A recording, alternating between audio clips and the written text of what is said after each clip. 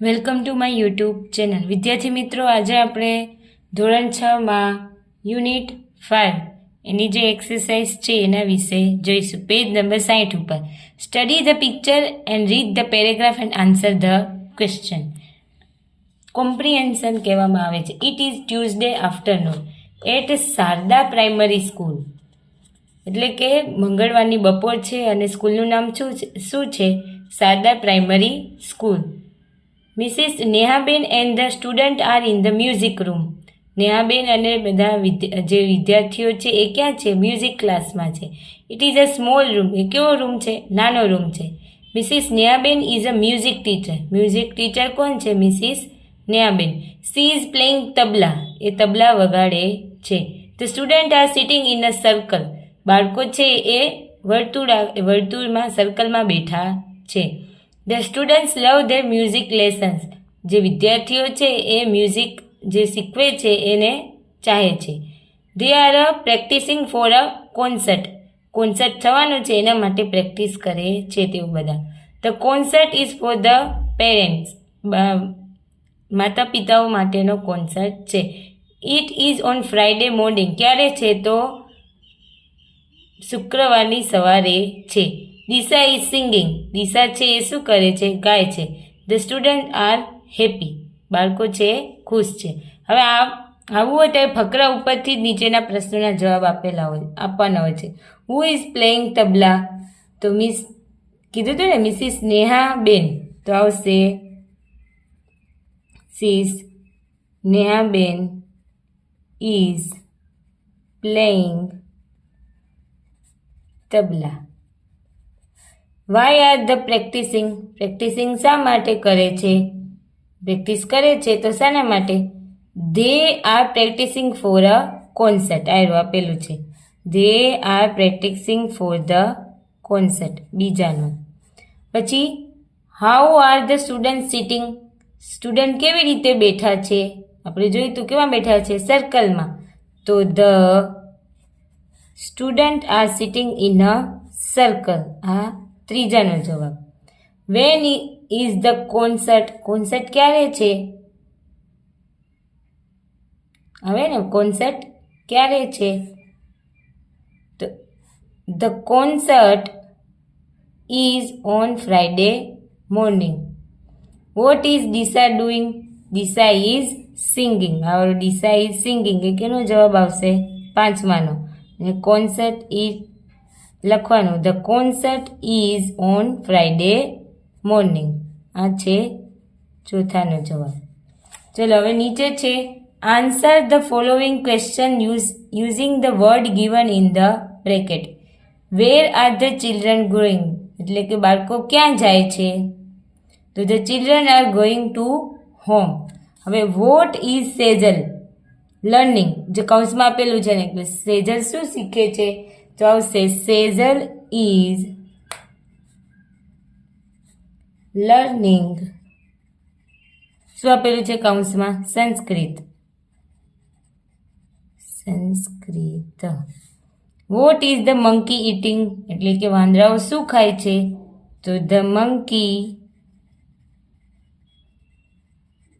Is eating a banana.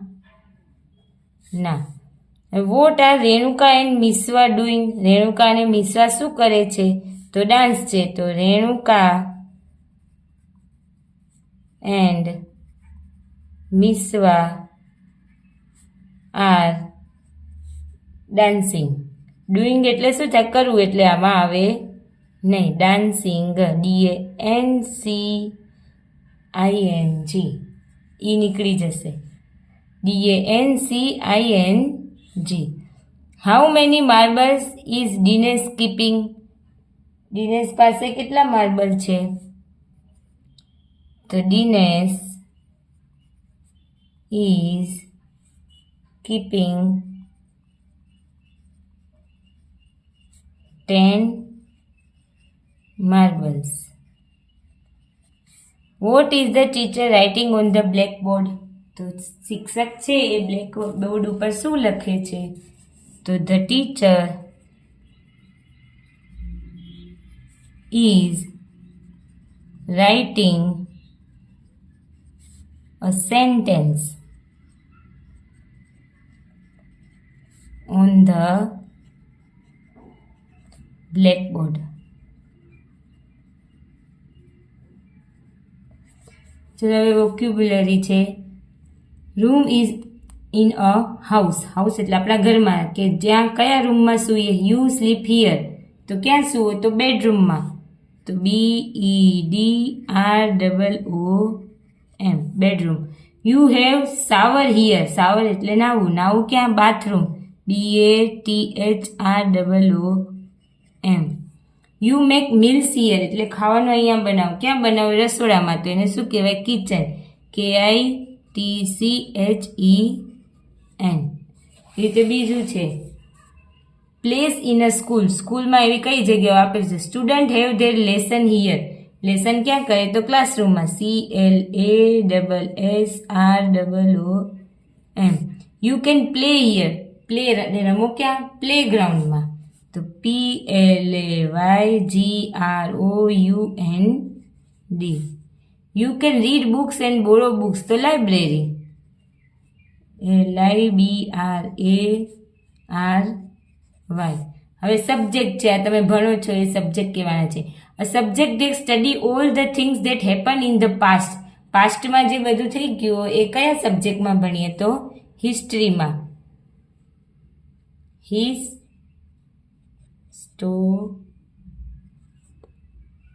History. HISTORY. A subject that teaches us how to write sentence and letter. એટલે કે ફકરો કઈ રીતે લખાય, અક્ષરો કઈ રીતે લખાય, એ કયા સબ્જેક્ટ શીખવે? તો લેંગ્વેજ એટલે કે ભાષા. LANGUAGE.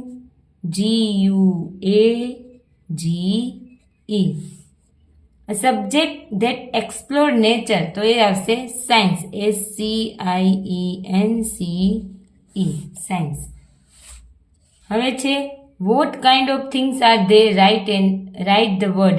Breakfast and dinner are. A meals છે. ઇન્ડિયા એન્ડ અમેરિકા કન્ટ્રી છે. COUNTRY. A frock and a shirt. તો શું છે? ક્લોથ છે. CLOTHES. L છે. ટોમેટો એન્ડ પોટેટો શું છે? વેજીટેબલ. વી ઉપરથી. VEGETABLES. Red and whites are colours. COLOURS. પછી the Narmada and the Tapi are river. RIVER. Rivers. A mode of transport. તો આવશે ટ્રેન. TRAIN. ટ્રેન ટી થી શરૂ થાય છે એટલે. January and September are month. MONTHS. English and Gujarati ભાષા છે તો language. LANGUAGE. Summer and monsoon are season. ACASONS. ચલો read the riddle and answer using the word given in the bracket. What get wet while drying. જ્યારે આપણે what gets wet while drying એ સૂકે છે ત્યારે પોતે ભીનું થાય છે તો આવશે અ ટોવેલ. ટોવેલથી આપણે સૂકા થઈએ પણ એ પોતે શું થાય? ભીનું થાય. I have a branch but not fruit, not trunk or not leave. What am I? તો એમને બ્રાન્ચ છે પણ ફ્રૂટ નથી આવતા, એમને પાંદડા નથી, તો એ શું છે? બેંક. A bank. બેંકની અલગ અલગ શાખા હોય ને એટલે branch. Where does today come before yesterday? કે જે એમાં છે ને ટુડે કેમ શું આવે છે? ગઈકાલ કરતાં આજ પહેલાં આવે છે તો એ વેર ડઝ ધ ટી એટલે ડિક્શનરી. એના ડિક્શનરીમાં ટી પહેલાં આવે ને પછી વાય આવે એટલે in a dictionary. What has a legs but not walk? એને પગ છે પણ ચાલી શકતા નથી તો a table. What has a many teeth but can not bite? એ બાઇટ કરી શકતા નથી તો કોમ્બ, કાંસકો આપણે દાંતીઓ કહીએ ને.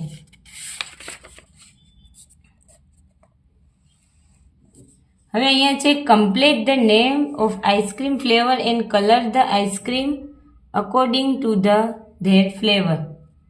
તો ચોકલેટ, CHOCO ચોકલેટ. આ છે strawberry, STRAWBERRY. Vanilla, VANILLA vanilla. પછી આવશે ઓરેન્જ, ORANGE. Pineapple, PINEAPPLE. પછી BUTTER બટરસ્કોચ. પછી છે મેંગો, MANGO. પછી છે પિસ્તા, PISTA. અને રાસ, BERRY રાસબેરી. એને અનુરૂપ જે કલર થતા હોય તમારે ઉપર કલર પૂરવાના છે.